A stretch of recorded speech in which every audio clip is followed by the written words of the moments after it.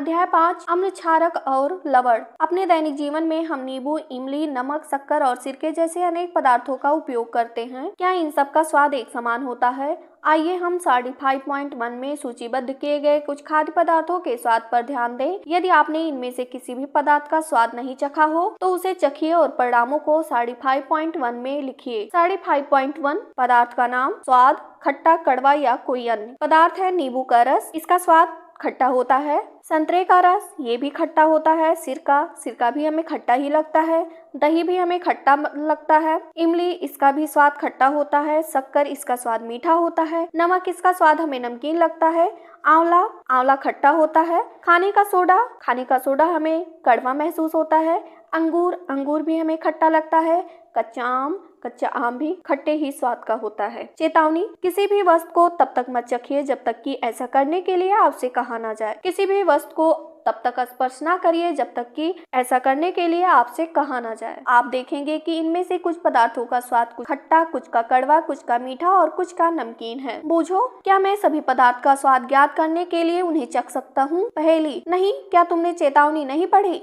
हमें अज्ञात पदार्थों को नहीं चखना चाहिए, ये हमें हानि पहुंचा सकते हैं। हेडिंग है 5.1 अम्ल और क्षारक। दही, नींबू का रस, संतरे का रस और सिरके का स्वाद खट्टा होता है। इन पदार्थों का स्वाद खट्टा इसलिए होता है क्योंकि इनमें अम्ल यानी एसिड होते हैं। ऐसे पदार्थों की रासायनिक प्रकृति अम्लीय होती है। एसिड शब्द की उत्पत्ति लैटिन शब्द एसियर से हुई है, जिसका अर्थ है खट्टा। इन पदार्थों में पाए जाने वाले अम्ल प्राकृतिक अम्ल होते हैं। खाने का सोडा यानी बेकिंग सोडा कैसा होता है? क्या इसका स्वाद भी खट्टा होता है? यदि नहीं तो इसका स्वाद कैसा होता है? क्योंकि इसका स्वाद खट्टा नहीं है, जिसका मतलब है इसमें कोई अम्ल नहीं है। इसका स्वाद कड़वा है। यदि आप इसके विलयन को अपनी अंगुलियों के बीच रगड़ें तो यह साबुन जैसा चिकना लगता है। ऐसे पदार्थ जिनका स्वाद कड़वा होता है और जो स्पर्श करने पर साबुन जैसे लगते हैं, क्षारक कहलाते हैं। इन पदार्थों की प्रकृति क्षारकीय कहलाती है। यदि हम किसी पदार्थ को चख नहीं सकते तो हमें उसकी प्रकृति कैसे ज्ञात होगी? कोई पदार्थ अम्लीय है अथवा क्षारकीय, इसका परीक्षण करने के लिए विशेष प्रकार के पदार्थों का उपयोग किया जाता है। ये पदार्थ सूचक कहलाते हैं। सूचकों को जब अम्लीय अथवा क्षारकीय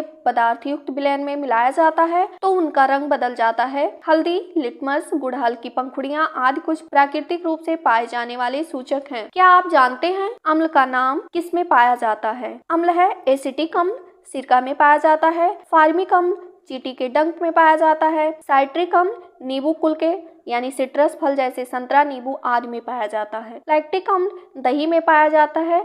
ऑक्सैलिक अम्ल पालक में पाया जाता है। एस्कार्बिक अम्ल यानी विटामिन सी आंवला, सिट्रस फल में पाया जाता है। टार्टरिक अम्ल इमली, अंगूर, कच्चे आम आदि में पाया जाता है। ऊपर बताए गए सभी अम्ल प्रकृति में पाए जाते हैं। क्षारक का नाम किस में पाया जाता है? कैल्शियम हाइड्रोक्साइड, चूने का पानी, अमोनिया हाइड्रोक्साइड खिड़की के कांच आदि साफ करने के लिए उपयुक्त मार्जक में पाया जाता है। सोडियम हाइड्रोक्साइड या पोटेशियम हाइड्रोक्साइड साबुन में पाया जाता है। मैग्नीशियम हाइड्रोक्साइड दूधिया मैग्नीसिया, मिल्क ऑफ मैग्नीसिया में पाया जाता है। हेडिंग है 5.2 हमारे आसपास के प्राकृतिक सूचक। लिटमस एक प्राकृतिक रंजक है। सबसे सामान्य रूप से उपयोग किया जाने वाला प्राकृतिक सूचक लिटमस है। इसे लाइकेनो यानी सैक से निष्कर्षित किया जाता है। आसुत जल में इनका रंग माव नील सोड होता है। जब इसे अम्लीय विलयन में मिलाया जाता है तो यह लाल हो जाता है और जब क्षारकीय विलयन में मिलाया जाता है तो यह नीला हो जाता है। यह ब्लेंड के रूप में अथवा कागज की पट्टियों के रूप में उपलब्ध होता है, जिन्हें लिटमस पत्र कहते हैं। सामान्यतः यह लाल और नीले लिटमस पत्र के रूप में उपलब्ध होता है। क्रियाकलाप 5.1 प्लास्टिक के किसी प्याले, कटोरे या प्रकनली में नींबू का रस लेकर उसमें थोड़ा पानी मिलाइए। ड्रापर की सहायता से उपयुक्त विलयन की एक बूंद को लाल लिटमस पत्र पर डालिए। क्या इसके रंग में कोई परिवर्तन होता है? इसी परीक्षण को नीले लिटमस पत्र के साथ दोहराइए। नोट कीजिए क्या रंग में कोई परिवर्तन हो रहा है। इसी क्रियाकलाप को निम्नलिखित पदार्थों के साथ दोहराइए। नलके का पानी, अपमार्जक यानी डिटर्जेंट का घोल, वादित पेय पदार्थ, साबुन का विलयन, शैम्पू, सामान्य नमक का विलयन, शक्कर का विलयन, सिरका, बेकिंग सोडे का विलयन, दूध या मैग्नीशियम, धावन सोडे का विलयन तथा चूने का पानी यदि संभव हो तो अशुद्ध जल में बनाएं। चूने का पानी बनाने के लिए किसी बोतल में चूने की कुछ मात्रा पानी में घोलिए। विलयन को भली भांति हिलाकर कुछ देर रखा रहने दीजिए। अब बोतल के ऊपरी भाग से कुछ द्रव को किसी बर्तन में निथाल लीजिए। यह द्रव ही चूने का पानी है। ऐसे विलयन जो लाल अथवा नीले लिटमस पत्र के रंग को परिवर्तित नहीं करते उदासीन विलयन कहलाते हैं।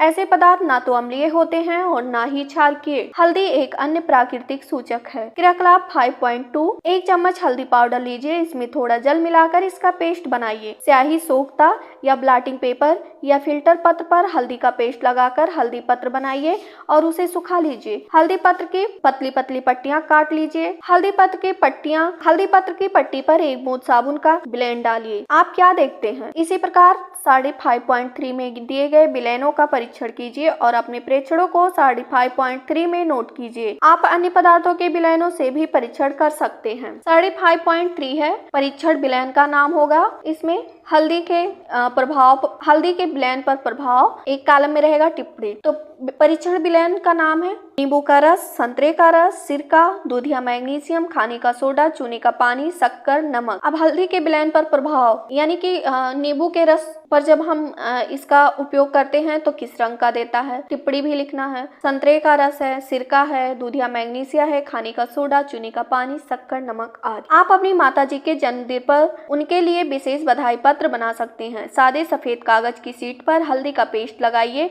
और उसे सुखा लीजिए। रुई के फाहे की सहायता से इस पर चूने के पानी से एक खूबसूरत फूल बनाइए। आपको एक सुंदर बधाई पत्र मिल जाएगा। बूझो, अब मैं समझ गया कि मेरी सफेद कमीज पर पड़ा हल्दी का दाग साबुन से धोने पर लाल क्यों हो जाता था।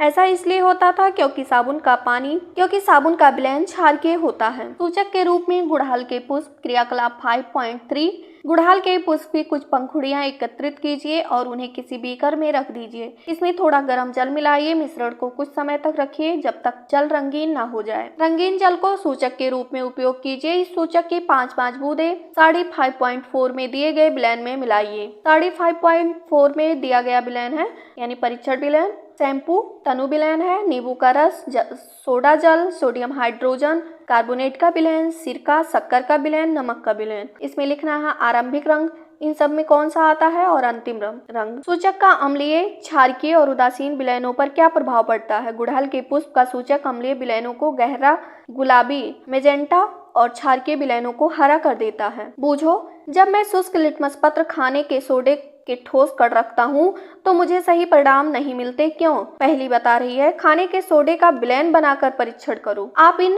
प्राकृतिक सूचकों को बनाकर उनसे अम्लीय, क्षारकीय और उदासीन विलयनों में रंग परिवर्तन देखने का प्रयास कर सकते हैं। पहली आपके लिए निम्नलिखित समस्या लेकर आई है। कॉफी का रंग है भूरा और स्वाद है कड़वा, अम्ल है या है क्षार। प्रश्न बड़ा ही है दुश्वार, स्वाद के कारण से अनजान, बिना परीक्षण हो ना ज्ञान। क्रियाकलाप 5.4 शिक्षक या शिक्षिका से आप अपेक्षित है कि वह अपने विद्यालय की प्रयोगशाला अथवा आसपास के किसी विद्यालय से निम्नलिखित रसायनों की उपलब्धता सुनिश्चित करें। तनु हाइड्रोक्लोरिक अम्ल, तनु सल्फ्यूरिक अम्ल, तनु नाइट्रिक अम्ल, एसिटिक अम्ल, सोडियम हाइड्रोक्साइड, अमोनिया हाइड्रोक्साइड तथा कैल्शियम हाइड्रोक्साइड यानी चूने का पानी। इनमें से प्रत्येक विलयन पर तीनों सूचकों के प्रभाव को प्रदर्शित कीजिए। प्रयोगशाला अम्लों और क्षारकों के रखरखाव तथा उपयोग में अत्यधिक सावधानी बरतनी चाहिए क्योंकि ये संक्षारक प्रकृति के होते हैं जो त्वचा में जलन उत्पन्न करते हैं और उसे हानि पहुंचाते हैं। हेडिंग है 5.3 उदासीनीकरण। हमने पढ़ा है कि अम्ल नीले लिटमस को लाल कर देते हैं और क्षारक लाल लिटमस को नीला कर देते हैं।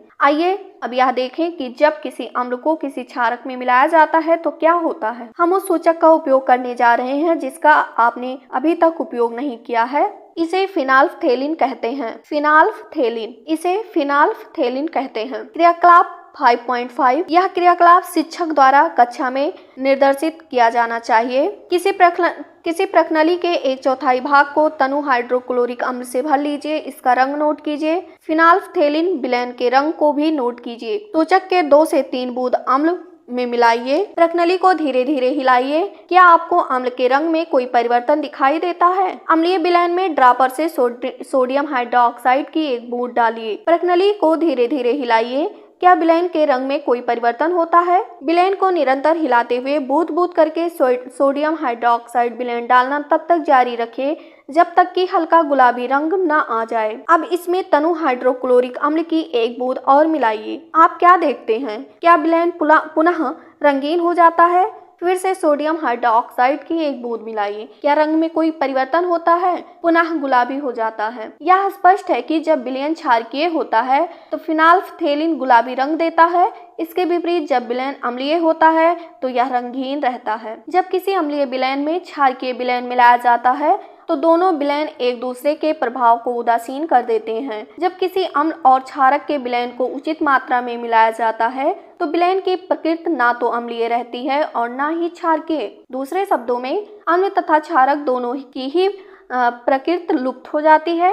इस प्रकार बना विलयन ना तो अम्लीय होता है और ना ही क्षारकीय। उदासीनीकरण के तत्काल बाद प्रक्रिया को स्पर्श करें। आपने क्या अनुभव किया? उदासीनीकरण अपक्रिया में सदैव ऊष्मा निकलती है अर्थात निर्मुक्त होती है। निर्मुक्त ऊष्मा से अभिक्रिया मिश्रण का ताप बढ़ जाता है। उदासीनीकरण अपक्रिया में नया पदार्थ निर्मित होता है जो लवण कहलाता है। लवण अम्लीय, क्षारकीय अथवा उदासीन प्रकृति का हो सकता है। अतः उदासीनीकरण को निम्न रूप में परिभाषित किया जा सकता है। किसी अम्ल और किसी क्षारक के बीच होने वाली अपक्रिया उदासीनीकरण कहलाती है।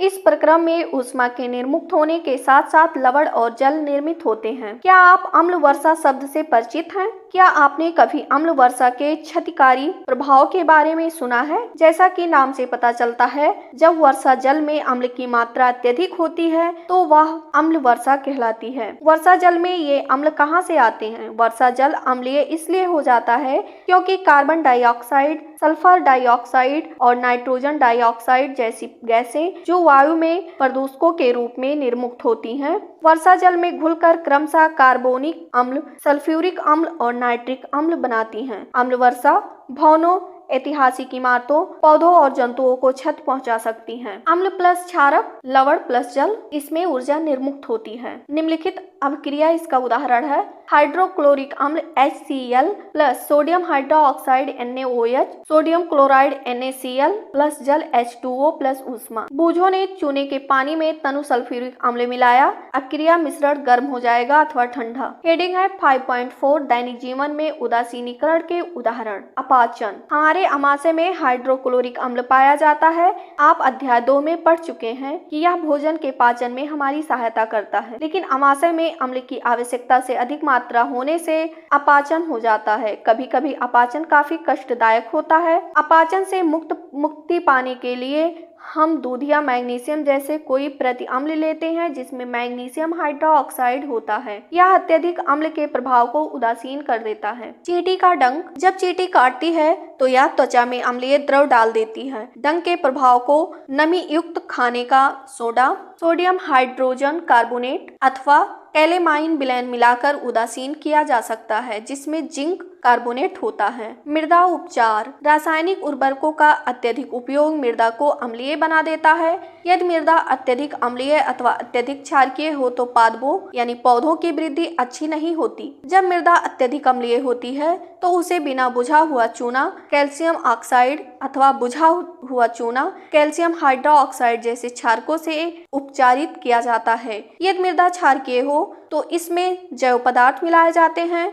जैव पदार्थ मृदा में अम्ल निर्मुक्त करते हैं जो उसकी क्षारकीय प्रकृति को उदासीन कर देते हैं। कारखानों का अपशिष्ट। अनेक कारखानों के अपशिष्ट यानी कचरे में अम्लीय पदार्थ मिश्रित होते हैं। यदि ऐसे अपशिष्ट पदार्थों को सीधे ही जलाशयों में बहने दिया जाए या विसर्जित किया जाए तो मछली और अन्य जलीय जीवों को अम्ल नष्ट कर सकते हैं। अतः कारखाने के अपशिष्ट को जलाशयों में विसर्जित करने से पहले क्षारकीय पदार्थ मिलाकर उदासीन किया जाता है। अध्याय का समरी है। आपने क्या सीखा? इसमें नंबर 1 है, अम्ल स्वाद में खट्टे होते हैं। क्षारकों का स्वाद कड़वा होता है तथा उनका स्पर्श साबुन जैसा होता है। नंबर 2 है, अम्ल नीले लिटमस को लाल कर देते हैं, क्षारक लाल लिटमस को नीला कर देते हैं। नंबर 3 है, वे पदार्थ जो ना तो अम्लीय होते हैं और ना ही क्षारकीय उदासीन कहलाते हैं। नंबर 4 है, ऐसे पदार्थों के विलयन जो अम्लीय, क्षारकीय और उदासीन विलयन में भिन्न रंग दर्शाते हैं सूचक कहलाते हैं। नंबर 5 है, अम्ल और क्षारक एक दूसरे को उदासीन करके लवण बनाते हैं। लवण अम्लीय, क्षारकीय अथवा उदासीन प्रकृति के होते हैं।